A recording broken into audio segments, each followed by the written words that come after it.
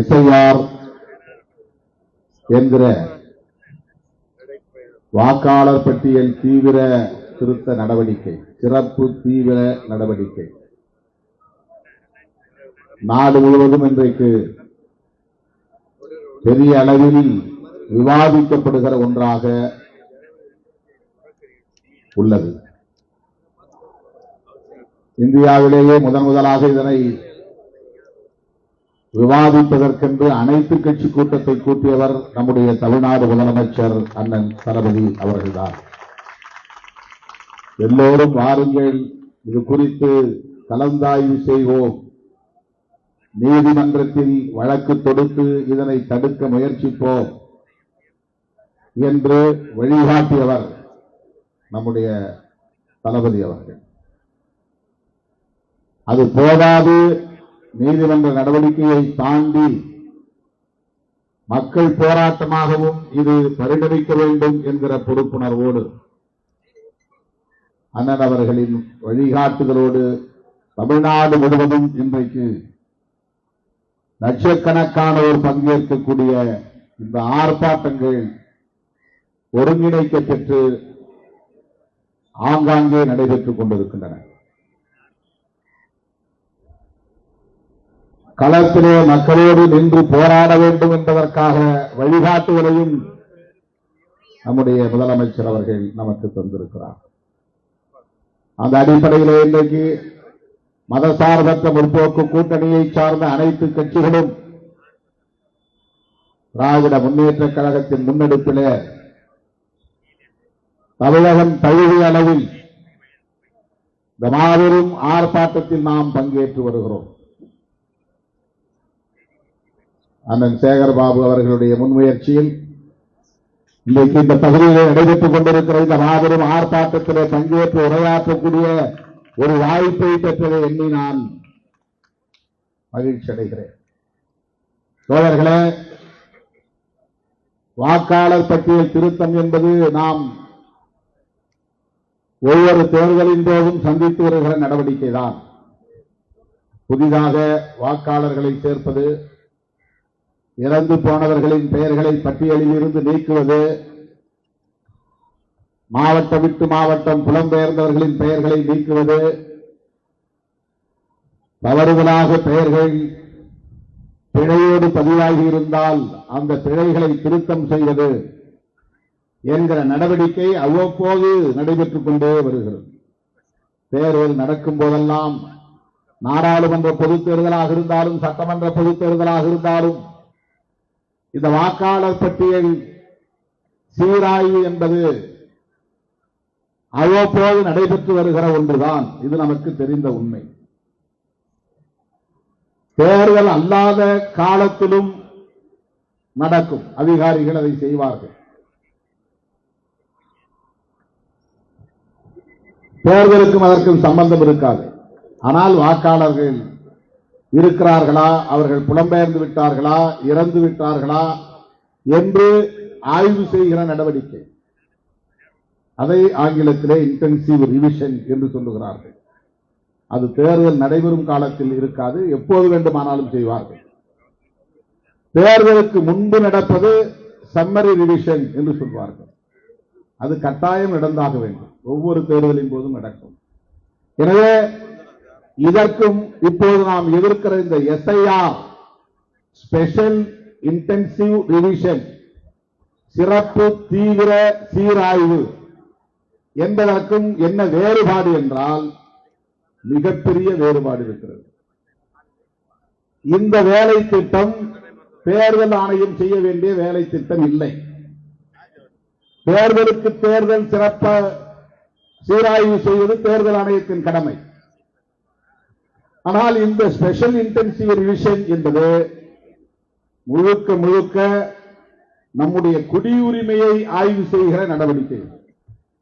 இவன் உண்மையிலேயே இந்த நாட்டை சார்ந்தவன் தானா, இந்த மண்ணின் குடிமகன் தானா, இவன் குடியுரிமை பெற்ற ஒரு வாக்காளரா என்று ஆய்வு செய்வதற்காக மேற்கொள்ளப்பட்டிருக்கிற ஒரு மறைமுக செயல் திட்டம்.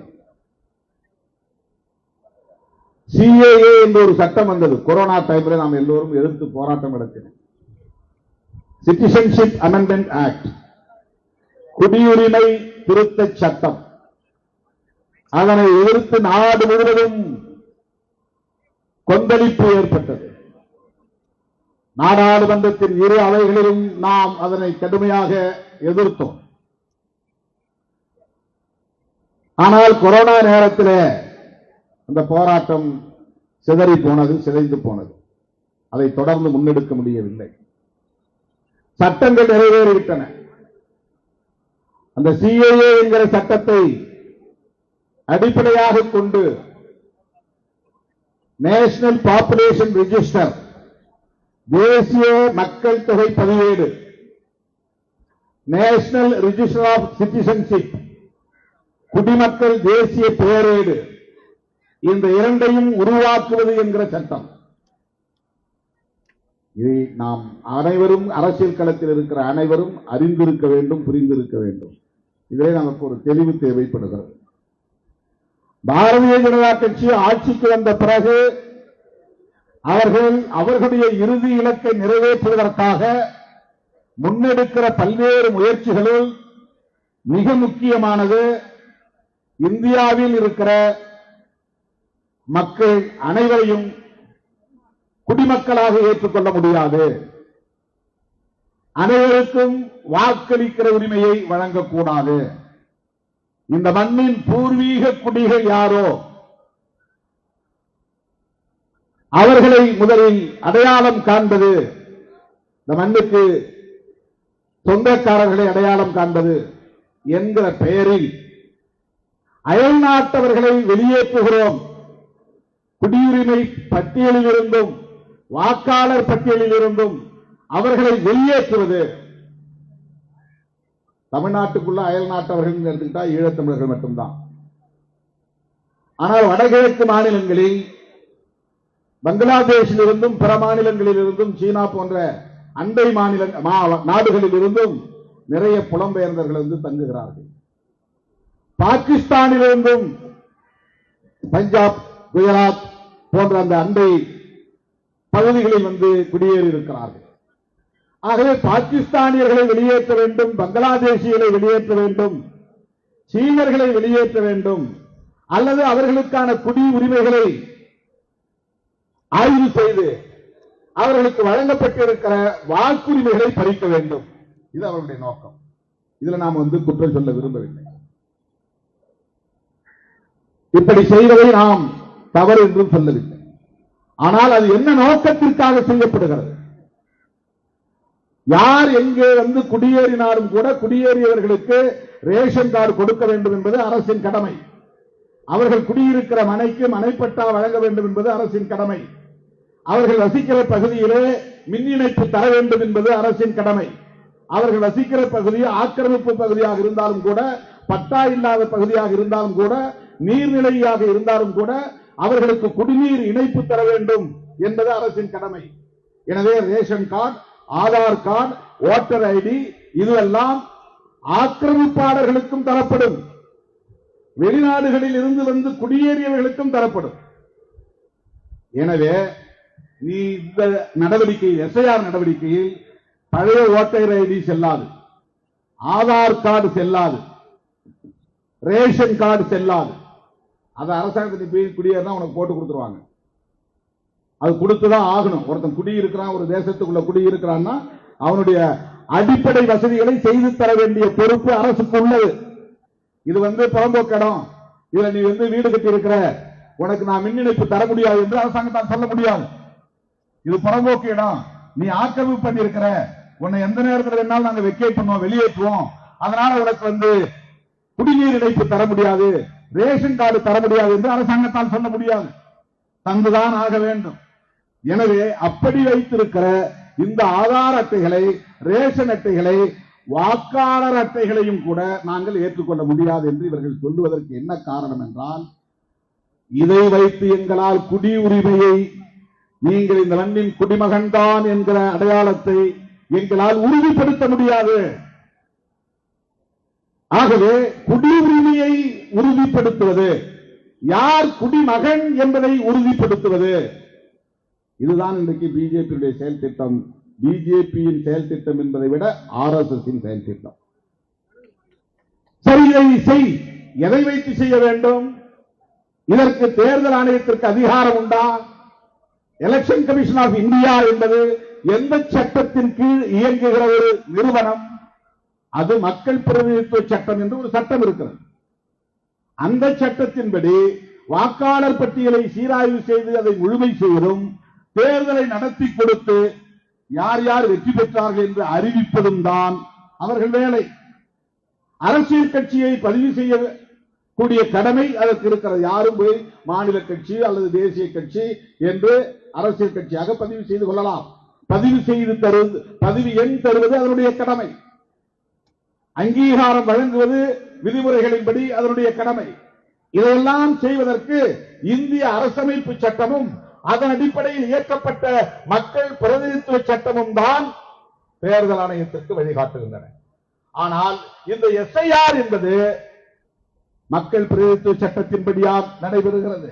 இல்லை, CAA சட்டத்தின்படி நடைமுறைப்படுத்தப்படுகிறது. CAA சட்டத்தை நடைமுறைப்படுத்துவதற்கு தேர்தல் ஆணையத்திற்கும் என்ன சம்பந்தம்? இதைத்தான் நாம் கேள்வி எழுப்புகிறோம். இந்த வேலையை ஏன் தேர்தல் ஆணையம் செய்கிறது? ஒரே நேரத்தில் பல மாங்காய்களை அடிக்கிற வேலையை RSS செய்கிறது. நேரடியாக CAA சட்டத்தை நடைமுறைப்படுத்த போகிறோம் என்று சொன்னால் காங்கிரஸ், திமுக உள்ளிட்ட இடதுசாரிகள் உள்ளிட்ட எல்லா எதிர்க்கட்சிகளும் அதற்கு கடுமையான எதிர்ப்பை தெரிவிப்பார்கள், மக்கள் போராட்டத்தை நடத்துவார்கள். ஆகவே நேரடியாக அந்த சட்டத்தை நடைமுறைப்படுத்துவதற்கு பதிலாக தேர்தல் ஆணையத்தின் மூலம் நடைமுறைப்படுத்துகிற முயற்சியை அது இறங்கியிருக்கிறது. இதைத்தான் நாம் புரிந்து கொள்ள வேண்டும். வாக்காளர் பட்டியலை சீராய்வு செய்கிறது என்கிற பெயரால் 11 ஆவணங்களை அது கேட்கிறது. முதல்ல இந்த நடைமுறை சிக்கலை பற்றி எல்லோரும் சொன்னார்கள். இந்த நடைமுறை சிக்கலுக்காக நாம் இதை எதிர்க்கவில்லை.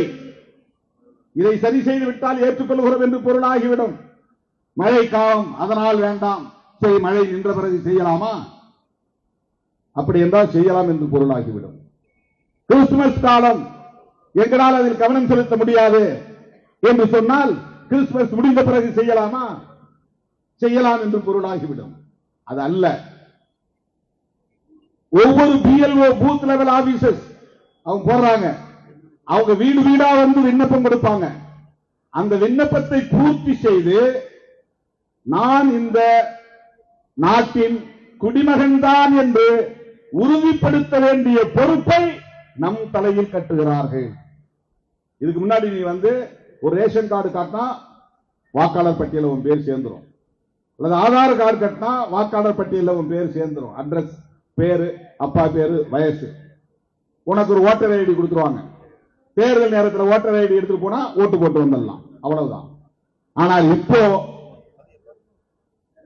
உங்க அப்பா பெயர் என்ன, அல்லது உன் கணவர் பெயர் என்ன, அல்லது உன் மனைவி பெயர் என்ன, இவர்கள் ஏற்கனவே 2002ஆம் ஆண்டு எடுக்கப்பட்ட SIR மூலம் பதிவாகி இருக்கிற வாக்காளர் பட்டியலில் இடம்பெற்றிருக்கிறார்களா அதை கண்டுபிடிச்சு பதிவு பண்ணுறான்.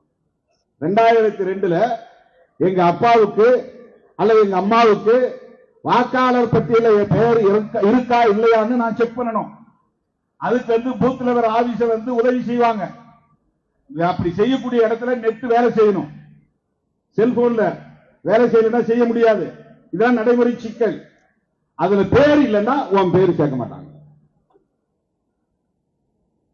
இதெல்லாம் கைட்லைன்ஸ் உச்ச நீதிமன்றத்தில் சொல்றான். 2002 அல்லது 2003 நீ வாக்காளர் பட்டியல் தீவிர திருத்தம் நடத்தினாயா என்று கேட்டால் அதற்கு எந்த ஆதாரமும் இல்லை. சுப்ரீம் கோர்ட்ல இதனால எவிடன்ஸ் ப்ரூவ் பண்ண முடியல. சொல்றான், ஓரலா சொல்றான், நாங்க நடத்தணும், SIR நடத்தணும். 2001 தான் தமிழ்நாட்டில் எலெக்ஷன் நடந்துச்சு. 2002 நமக்கு பொருந்தாது. அதுக்கு பிறகு 2006 தான் எலெக்ஷன் நடந்துச்சு. 2002 நடந்த SIR படி அந்த வாக்காளர் பட்டியலில் பெற்றோரின் அல்லது கணவன் அல்லது மனைவியின் பெயர் இடம்பெற்றிருந்தால் அந்த விவரத்தை இந்த விண்ணப்பத்திலே பதிவு செய்ய வேண்டும். அதுக்கு அடுத்து ஒரு 13-12 ஆவணங்களை சொல்றான். அதுல இந்த 3 ஆவணங்கள் கிடையாது. சுப்ரீம் கோர்ட் கடுமையா கண்டிச்ச பிறகு ஆதார் அட்டை வேணா சேர்த்துக்கலாம் ஒரு கண்டிஷனோட ஒப்புதல் கொடுத்திருக்கிறாங்க. பிஎல்ஓ அதை ரிஜெக்ட் பண்ணாலும் பண்ண முடியுங்கிற அதிகாரத்தோட ஏற்றுக்கொண்டாலும் ஏற்றுக்கொள்ளலாம், மறுத்தாலும் மறுக்கலாம். அந்த அதிகாரத்தோடு 12வது ஆவணமா ஆதார் அட்டை சேர்த்திருக்கிறாங்க. இதுல என்ன கேட்கிறான்னு சொன்னா, உன்னுடைய அப்பாவோ அல்லது நீயோ இந்த மண்ணின் குடிமகன் தான் என்பதை உறுதிப்படுத்துவதற்கான ஆதாரம் தேவை. சொத்து பத்திரம் இருந்தால் அதை காட்ட வேண்டும். அதுக்கு முன்னாடி பதிவாகி இருந்தா காட்டணும். 11 ஆவணங்களும் அவன் கேட்கிற 11 ஆவணங்களும் ஆதார் அட்டை இல்லாம நீ இந்த நாட்டின் குடிமகன் தான் என்பதை உறுதிப்படுத்துவதற்கான பத்திரங்களோ அல்லது ஒவ்வொரு ஆவணங்களையோ காட்ட வேண்டும். அவன் லிஸ்ட் பண்ணிட்டான் இந்த 11 ஆவணங்களை. அதை காட்டலன்னா உன் பேர் அதில் இருக்காது, இடம்பெறாது. இத இந்துக்களும் பாதிக்கப்படுவார்கள், இஸ்லாமியர்களும் பாதிக்கப்படுவார்கள், யாரும் பாதிக்கப்படுவார்கள். ஆனால் அதை பற்றி அவனுக்கு கவலை இல்லை. அவனுக்கு தேவை என்ஆர்சி என்கிற பெயரேடு, நேஷனல் ரிஜிஸ்டர் ஆஃப் சிட்டிசன்ஸ். இந்த தேர்தலில் என்ன நடக்குதுங்கிறத பற்றி, தேர்தலில் ஜெயிக்கிறது அது வேற தில்லுமில்லு, அதுக்கு தனி, அது ஓட்டு திருட்டு, அது தனி நடவடிக்கை, அது தனி நடவடிக்கை.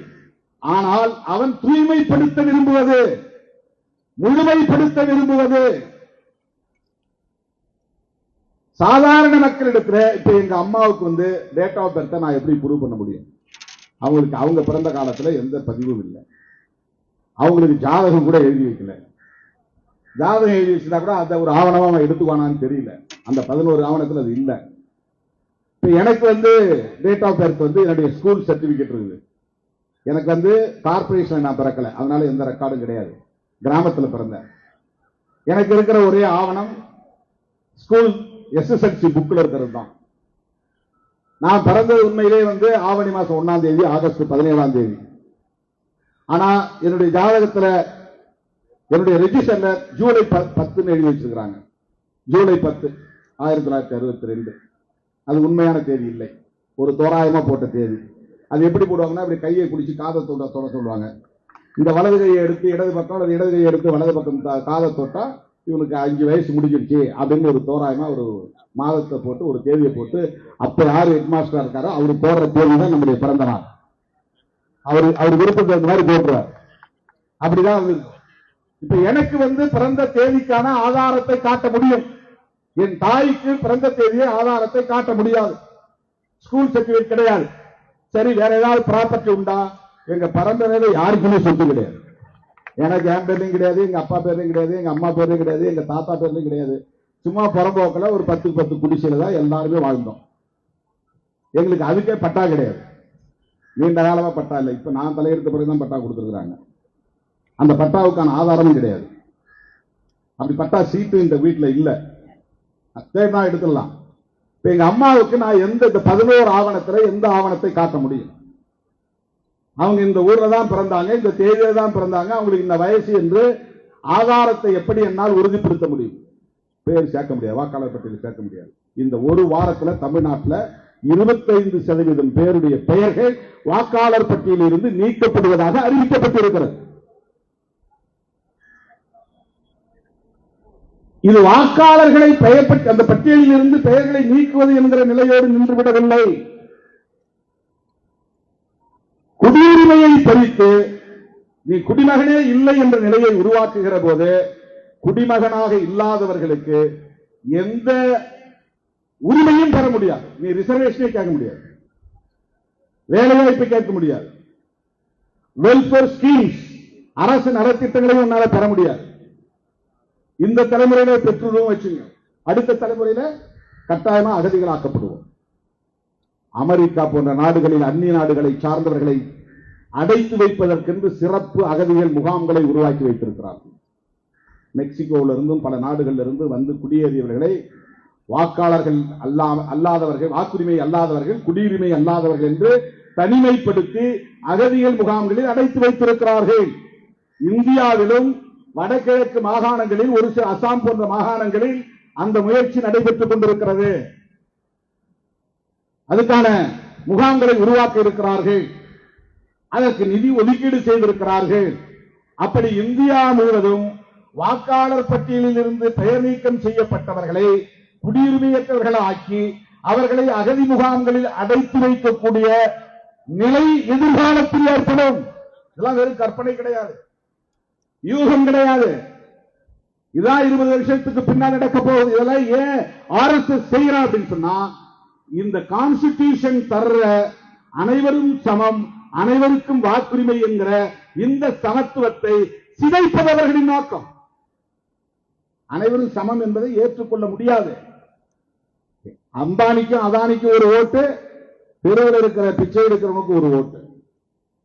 இந்த சமத்துவத்தை உறுதிப்படுத்தியது புரட்சியாளர் அம்பேத்கர் அவர்களால் வகுத்தளிக்கப்பட்ட அரசமைப்பு சட்டம். அதுதான் ஈக்குவாலிட்டி. இதை அவனால் ஏற்றுக்கொள்ள முடியவில்லை. தொடக்க காலத்தில் பிரிட்டிஷ் ஆட்சி காலத்தில் உயர் சாதி வகுப்பை சார்ந்தவர்களுக்கும் கல்வி கற்றவர்களுக்கும் பட்டா வைத்திருந்தவர்களுக்கும் மட்டும்தான் வாக்குரிமை இருந்தது. அந்த நிலையை மறுபடியும் கொண்டு வர பார்க்கிறார்கள். பட்டா போன்ற சொத்து பத்திரங்களை அல்லது இதர ஆவணங்களை காட்ட முடியாதவர்கள் வாக்குரிமையற்றவர்களாக மாற்றப்படுவார்கள். சிறுபான்மை சமூகத்தை சார்ந்தவர்களும் பெரும்பான்மையானவர்கள் வாக்குரிமையற்றவர்களாக மாற்றப்படுவார்கள். ரொம்ப தெளிவாக, பட்டவர்த்தனமாக, அப்பட்டமாக குடியுரிமையை உறுதி செய்வதற்கான ஒரு சிறப்பு நடவடிக்கையாகத்தான் இந்த எஸ்ஐஆர் என்கிற நடவடிக்கை மேற்கொள்ளப்படுகிறது. இதனுடைய இறுதி இலக்கு என்ன என்றால், அவன் விரும்புகிற காலத்தில் காங்கிரஸ் இல்லாத ஒரு தேசம் உருவாகும், இடதுசாரிகள் இல்லாத ஒரு தேசம் உருவாகும், எதிர்க்கட்சிகள் இல்லாத ஒரு தேசம் உருவாகும்.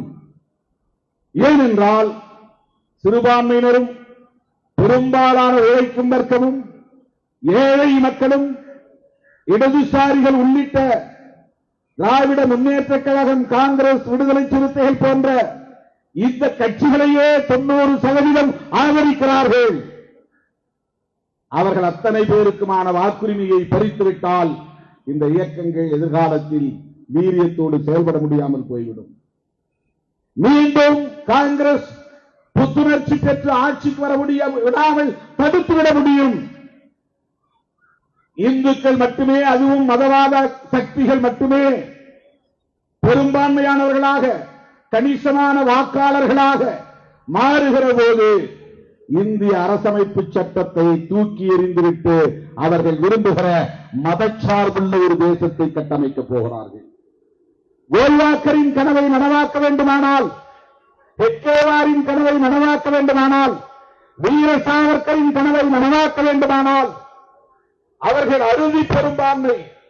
இந்த மாநிலத்தில் திமுக ஆளுகிறது, கேரளாவில் கம்யூனிஸ்ட் ஆளுகிறது, மேற்கு வங்கத்தில் மம்தா பானர்ஜி, கர்நாடகாவிலே காங்கிரஸ், தெலுங்கானாவிலே காங்கிரஸ், பீகாரிலே ஆர்ஜேடி வர வாய்ப்பு இருக்கிறது, உத்தரப்பிரதேசத்தில் அகிலேஷ் யாதவ் வர வாய்ப்பு இருக்கிறது. இப்படி மாநிலங்களில் பிஜேபி அல்லாத பிற கட்சிகளின் ஆட்சி இருக்கிற போது அவர்களால் சிஏஏ போன்ற சட்டத்தை நடைமுறைப்படுத்துவதிலும், இந்த அரசமைப்பு சட்டத்தை தூக்கி எறிவதிலும், இந்து ராஷ்டிரா என்று அவர்கள் விரும்புகிற ஒரு தேசத்தை அறிவிப்பதிலும், மதச்சார்பே எங்கள் கோட்பாடு, அதுதான் அரசமைப்பு சட்டத்தின் உயிர்நூச்சி கோட்பாடு என்று அறிவிப்பதிலும் அவர்களுக்கு மிகப்பெரிய சிக்கல் இருக்கிறது, தடை இருக்கிறது. அப்படி தடையில்லாத ஒரு காலத்தை, ஒரு சூழலை, ஒரு தேசத்தை உருவாக்க வேண்டுமானால் என்ஆர்சி அவர்களுக்கு தேவைப்படுகிறது, நேஷனல் ரிஜிஸ்டர் ஆஃப் சிட்டிசன்ஸ். அதற்கான ஒரு நடவடிக்கையாகத்தான் தேர்தல் ஆணையத்தை பயன்படுத்தி இவர்கள் மேற்கொள்ளுகிறார்கள். இந்த தேர்தலில் தற்காலிகமாக அவர்களுக்கு பின்னடைவு ஏற்பட்டாலும் அது அவர்களுக்கு பிரச்சனை இல்லை.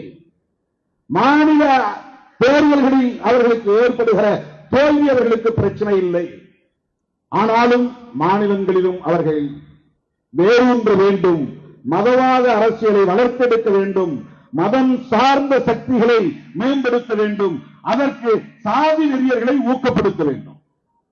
சாதி அரசியல் பேசக்கூடியவர்களை வளர்த்தெடுக்க வேண்டும். அதற்காக கோடி கோடியாய் கொட்டி இறைக்கிறார்கள். சமூக ஊடகங்களை பயன்படுத்துகிறார்கள். கூலி கும்பலை ஏவுகிறார்கள். திராவிட அரசியலை வெகுமக்களுக்கு எதிரான அரசியல் என்று பரப்புகிறார்கள். பெரியாரையே கன்னடர்கள் என்று கொச்சைப்படுத்துகிறார்கள். இவையெல்லாம் அந்த நடவடிக்கைகளின் ஒவ்வொரு அங்கம் என்பதை மறந்துவிடக் கூடாது. கழகங்கள் இல்லாத தமிழகம் என்கிறார்கள். காங்கிரஸ் இல்லாத பாரதம் என்கிறார்கள். இடதுசாரிகளே எங்கள் முதன்மை எதிரிகள் என்கிறார்கள். இந்த வழக்கங்கள் எல்லாம் எந்த பின்னணியில் இருந்து வருகின்றன? ஏன் பிஜேபியை நாம் எதிர்க்க வேண்டும்? அவர்கள் சராசரி அரசியல் கட்சி அல்ல. வெறுமன மக்களுக்கு தொண்டு செய்வதற்கும் ஆட்சி அதிகாரத்திற்கு வந்து பதவி சுகத்தை அனுபவிப்பதற்கும் உருவான கட்சி அல்ல. அவர்கள் இந்தியாவை அவர்கள் விரும்புகிறபடி மாற்றி அமைப்பதற்கு, புதுப்பித்து கட்டுவதற்கு உருவாக்கப்பட்ட ஒரு பாசிச இயக்கம். மிக மிக ஆபத்தான ஒரு இயக்கம். திராவிட இயக்கம் என்று சொல்லிக்கொண்டு பாஜகவை தோளில் தூக்கி சுமக்கிறார்கள் என்று சொன்னால் அவர்கள் பெரியாருக்கு துரோகம் செய்கிறார்கள் என்பதை விட மக்களுக்கு துரோகம் செய்கிறார்கள். தமிழ்நாட்டுக்கு துரோகம் செய்கிறார்கள். மன்னிக்க முடியாத குற்றத்தை இழைக்கிறார்கள் என்றுதான் பொருள். எனவேதான் பெரியாரின் மடியில் வளர்ந்தவர், அண்ணாவின் அரவணைப்பில் வளர்ந்தவர், மொத்தவரிய கலைஞரின் அரசியல் பாசறையில் வளர்ந்தவர் அண்ணன் தளபதி ஸ்டாலின் அவர்கள் அந்த பொறுப்புணர்வோடு தான் மதசார்பற்ற முற்போக்கு கூட்டணியை தொலைநோக்கு பார்வையோடு வழிநடத்துகிறார். இந்த புரிதலோடு தான் நாங்கள் மேடையில் இருக்கிற தலைவர்கள் அண்ணன் தளபதி அவர்களோடு கைகோர்த்து நிற்கிறோம். அருமை தோழர்களே, எஸ்ஐஆர் என்பதை அவர்கள் தீவிரமாக நடைமுறைப்படுத்துகிறார்கள். அதிலிருந்து நாம் வெளியேறிவிட முடியாது. அதை புறக்கணித்து விட்டு விலகி நிற்க முடியாது. நாமும் தேர்தலை எதிர்கொண்டுதான் ஆக வேண்டும். எனவே எதிர்க்கிறோம், நீதிமன்றத்தை நாடுகிறோம், போராட்டம் நடத்துகிறோம். என்றாலும் கூட இந்த வாக்காளர் பட்டியல் தீவிர திருத்த நடவடிக்கையில் நாம் ஈடுபட்டுதான் ஆக வேண்டும். வேறு வழி இல்லை. நம்முடைய பெயர்கள் ஒன்றும் விடுபடாமல் பார்த்துக் கொள்ள வேண்டும். பட்டியலிலிருந்து நீக்குவதற்கு இடம் கொடுத்துவிடக் கூடாது என்ற பதைப்பு நம்மிடத்திலே இருக்கிறது. அது ஒரு புறம் நாம் ஈடுபட்டாலும் கூட இந்த புரிதலோடுதான் அவர்களை மக்களிடத்திலே நாம் அம்பலப்படுத்த வேண்டும். அவர்களை எதிர்த்தாக வேண்டும். இது வெறும் முஸ்லிம்களுக்கு ஆதரவான நடவடிக்கை, கிறிஸ்தவர்களுக்கு ஆதரவான நடவடிக்கை என்று நாம் எண்ணிவிடக் கூடாது. அல்லது முஸ்லிம்களுக்கும் கிறிஸ்தவர்களுக்கும் எதிரான நடவடிக்கை, அவர்கள் எடுக்கிற நடவடிக்கை என்று நாம் இந்த அளவில் மட்டுமே புரிந்து கொள்ளக்கூடாது. இது இரண்டும் உண்டுதான். அவன் இஸ்லாமியர்களையும் கிறிஸ்தவர்களையும் இதர மத சிறுபான்மையினரையும் குறிவைத்து காய் நகர்த்துவது உண்மைதான். ஆனால் அதையெல்லாம் தாண்டி அவர்கள் ஒரு மறைமுக செயல் திட்டத்தை நடைமுறைப்படுத்துகிற முயற்சியை ஈடுபடுகிறார்கள். மதவெறி அரசியலையே உயர்த்தி பிடிக்கிறார்கள். நாம் பேசுகிற இந்த சமூக நீதி அரசியலை சிதறடிக்க பார்க்கிறார்கள், சிதைக்க பார்க்கிறார்கள். ஏழை எளிய விளிம்பு நிலை மக்களின் ஒட்டுமொத்தமாக சிறுபான்மையினர், தலித்துகள், பழங்குடிகள், பெண்கள், மாற்றுத்திறனாளிகள், மூன்றாம் பாலினத்தவர்கள் என்ற அனைத்து தரப்பு விளிம்பு நிலை மக்களுக்கும் எதிரான பிற்போக்கு வலதுசாரி அரசியலை உயர்த்தி பிடிக்கிறார்கள்.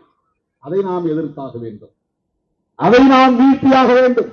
அதற்கு இன்றைக்கு இந்திய அளவிலே இருக்கிற ஒரே நம்பிக்கை அண்ணன் தளபதி ஒப்புவேல் கருணாநிதி ஸ்டாலின் என்று சொன்னால் அது மிகையாகாது. அவர் இன்றைக்கு ராகுல் காந்தி அவர்களுக்கு உட்பத்தனையாக நிற்கிறார். தேசிய அளவில் இந்த புரிதலோடு பிஜேபியையும் RSSையும் அவர்களின் முகத்திரையை கிழிக்கிற வல்லமை பெற்ற ஒரு பேராளுமையாக ராகுல் காந்தி இருக்கிறார். அதை அடையாளம் கண்டிருக்கிறார் அண்ணன் தளபதி ஸ்டாலின் அவர்கள். அதனால் அடையாளம் கண்ட நாங்களும் கூடவே நிற்கிறோம், தொடர்ந்து கூடவே இருக்கிறோம், ஒற்ற துறையாக இருப்போம் என்பதை சொல்லி வாய்ப்புக்கு நன்றி கூறி முடிக்கிறேன். நன்றி, வணக்கம்.